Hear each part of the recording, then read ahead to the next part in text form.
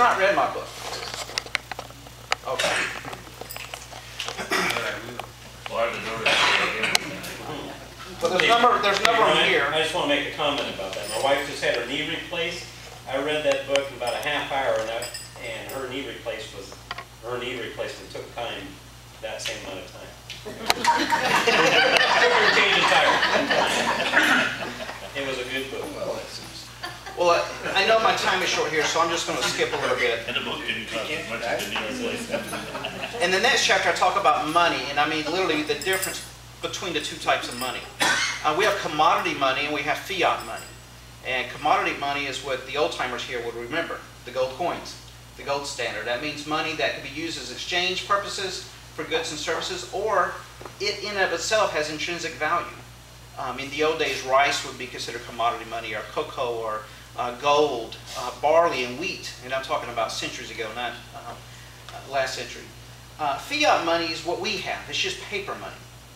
The value on the bill, it's considered as true value, and that's only because we trust that value to be so. And so you take a $50 bill, you say it's worth $50, I'm going to give you $50 of product.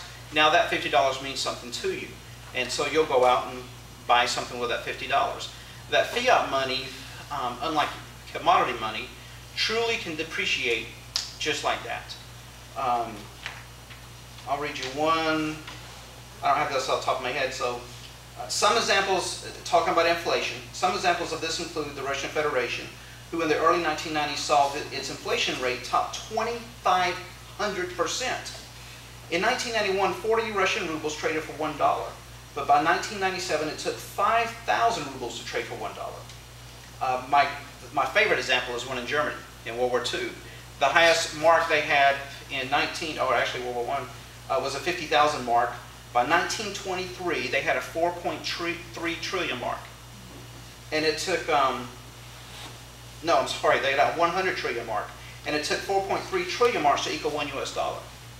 Most economists all over the world, not just in our country, predict by the time we hit 2015, we are going to be in double-digit inflation. It's impossible to keep printing money the way we're printing and not hit inflation sooner or later. The reason you're not seeing inflation now is because we have a severe depressed market.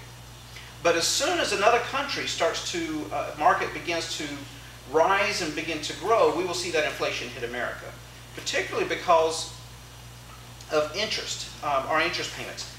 Right now, in 2009, we had a $198 billion interest payment. That's net interest, not gross. You can go to Wikipedia and learn the difference between the two, basically. In 2015, it's estimated that our interest payment will be $533 billion. That estimate comes from the Congressional Budget Office. By the year 2020, our interest payment is considered to be $1 trillion. But here's the really bad news.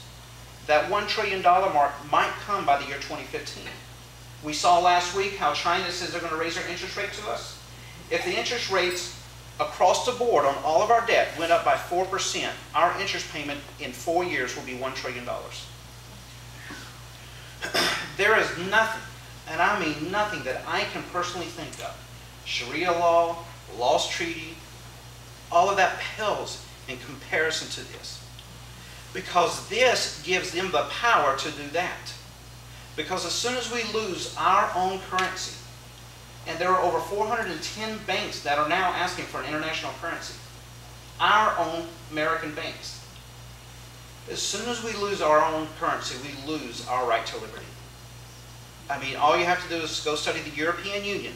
When they first came together, they said, well, we just want to have a currency that makes it easy to trade between all these people. That makes sense. But as soon as they got everybody's currency combined into one, what happened? Well, now you have to be able to teach your children this. You have to pay this kind of tax. You can't speak out against this. You know, in Germany, they have fault police. And that's literally, they're actually called offense police. For instance, if someone comes up to you in Germany and they say, what do you think about the homosexual lifestyle? And you just say, you know what, I think it's morally incorrect to live that lifestyle.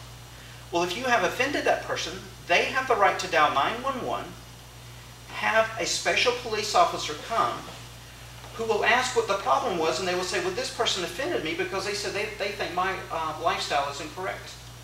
The police officer has the authority to write you a fine up to $50,000.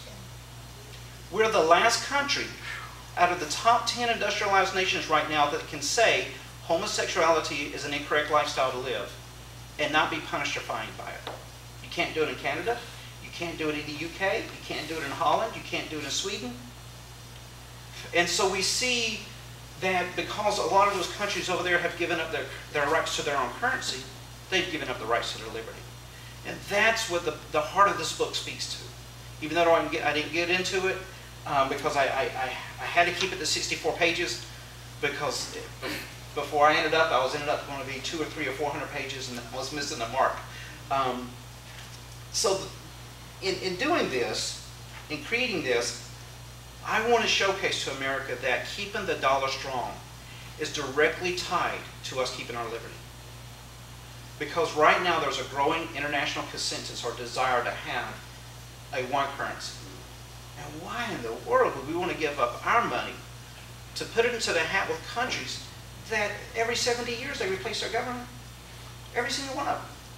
We're the oldest, if there's some real diehard historians in here, I apologize. But we are the oldest living government in the world. And I mean that from the terms of a written constitution. And so, France, Germany, they're babies. They're infants. And they never get above 5 or 6 years old. They want to create a war, and then they go back to their infancy stage again. And the biggest problem, the biggest reason is because of their currency.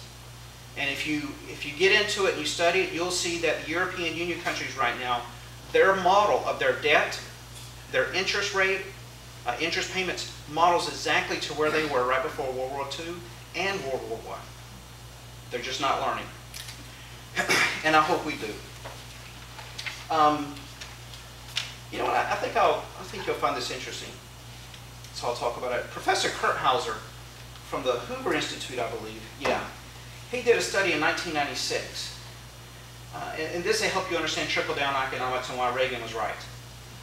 In 1996, Professor Kurthauser did a study that showed, regardless of what the income tax rate was on the individual, that the revenue to the government was 19%, and actually it's 19.5%, 19.6% of the nation's GDP.